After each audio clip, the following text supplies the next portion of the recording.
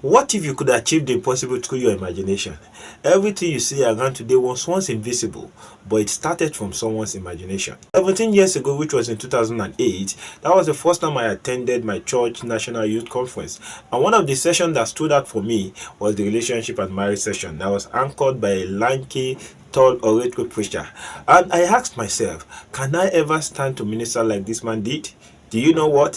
Through the power of imagination, 11 years after I stood at the same altar and ministered powerfully to thousands of youths, and today it's already a reality in my life. I am Shola Obadimo, and one of the things I do on this channel is I teach biblical principles ranging across relationship and marriage and helping people to become better versions of themselves. So if you are just seeing me for the first time, do well to like, comment and subscribe so that when I drop more interesting videos, YouTube is going to notify you. So in today's video, I'm going to be showing you 7 principles you can apply to make you achieve whatever you desire in life through the power of your imagination. So if you think this is a video that is going to be of help to you, do well to watch it to the end.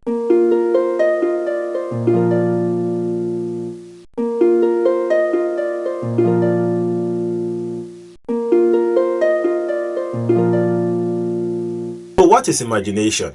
In simple terms, it is to form pictures, images, and concepts that are yet visible to the mind. Additionally, it is the creative department of the mind that has the potency of bringing into reality anything you desire once you master it. And according to Albert Einstein, it is the preview of life's coming attraction. So I want to quickly show you that both God and the cosmos, which is called the universe, acknowledges the power of imagination. And I want to show you a scripture very quickly. I'm going to start with King James Version and I will end it with the Amplified Version, which gives more clarity, and that is the book of Genesis chapter 11 verse 6. Please read with me. Look at what it says. And the Lord said, behold, the people is one, and they have all one language. That is the King James Version. Now I want to end it with the Amplified Version, which continues thus, and it says, and this is only the beginning of what they will do, and now nothing they have imagined, listen, nothing they have imagined they can do will be impossible for them. Nothing they have imagined they can do will be impossible for them. This is God in connection with the cosmos, agreeing to the power of imagination. God is saying when somebody imagines a thing and he or she follows through, nothing will be able to stop that imagination from becoming a reality. Now, many people in history have used the power of imagination to create things, to invent things that have changed the status quo. Let me give you a couple of examples. First and foremost, we have the Wright brothers. When people laughed at the idea of flying, Orville and Wilbur Wright believed that it is possible for man to touch the sky, and that led to the invention of plane, jets, and the likes today. So imagination often leads to creativity. And what's the second we have here? We have Thomas Edison. He failed over 1,000 times while inventing the light bulb, but he imagined a world where darkness was no longer a limitation. We also have Steve Jobs. He imagined a computer that fits into your palm and a music that fits your pocket, and that led to the creation of iPhone and iPod, and today the world is better for it. And we also have the Lord Jesus Christ. He imagined the joy set before him and humanity becoming free from the power of sin, and he paid the ultimate price. All these men backed up their imaginations with action, and it changed the status quo forever. So here are 7 steps on how to use the power of imagination. These 7 steps are going to help you to bring into realities the things you strongly desire for yourself, for your loved ones, for your ministry, for your marriage, and the list goes on. What's the first one? The first one is this: get clear on what you want. Don't just switch. Define it. Be specific. Is it business, a home, purpose, life, partner? What do you want? Get clear on it. Be specific and know where you're going. Then the second thing is this: see it daily in your mind. Yes, visualize it and surround yourself with picture the things you desire. Note, your brain does not know the difference between imagination and reality. This is a powerful revelation. Your brain does not know the difference between imagination and reality. So as long as you start imagining something, it will start aligning your habit, your thought, and energy to whatever you are imagining. This is so powerful. The third thing you need to do is you need to speak it aloud. Yes, what you speak reinforces what you see.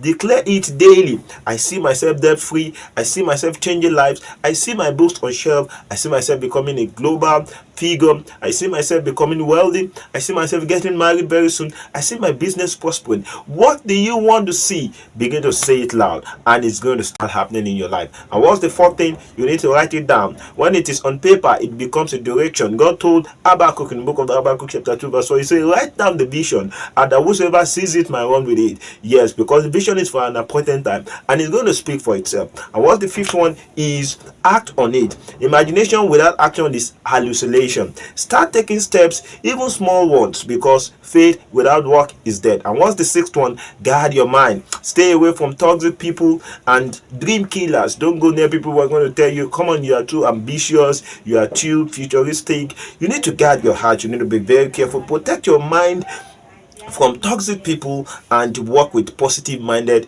people that can help you magnify your imagination. And what's the seventh one, which is very, very important? It is invite God in that imagination. Ephesians 2:20 tells us that unto him who is able to do exceedingly abundantly above that which we asked or imagine. Oh my goodness, many don't know that the spirit world, the cosmos, does not only trap what we say, but even our thought speaks and communicates with the spiritual world, even with God himself. So it is not only the words of our mouth or the prayers we pray that catches God's attention, even the imaginations we dwell on catches God's attention. Unto him who is able to do exceedingly abundantly above all we ask or imagine. So here's the question: how have you been using the power of your imagination? What have you been imagining? For me, I choose to imagine positive things. So I want you to take this away. Both God and the universe and the spiritual realm, they always pay attention for the things we are currently dwelling on, which are imagination. So when your imagination aligns with God's will, it becomes unstoppable. So never underestimate the seed of thoughts.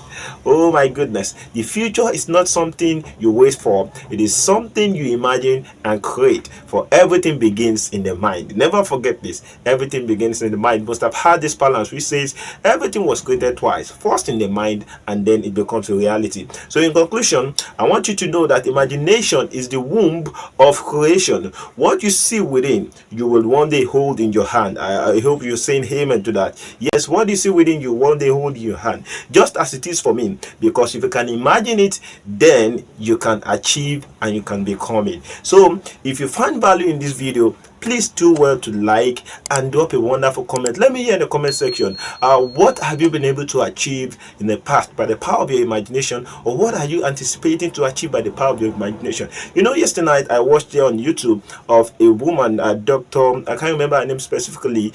She was giving a speech after finishing her PhD studies in Texas, and while giving that speech, she wrote in the comment section and said, I have imagined these days for a long time. I have been imagining myself standing before my fellow students and lecturers giving a speech on my doctorate graduation ceremony, and it became a reality. Thousands and millions of people in history, in our contemporary time and across the world, have been able to change a lot of things by engaging the power of them. So going forward, I want you to start being deliberate about using the power of your imagination, because both God, the cosmos, the universe, and laws and principles all agree to the fact that with our imagination we can rewrite our story. I am Shola Obadimu. Do well to like, subscribe, drop a comment, and share this with others. I'll see you in my next video.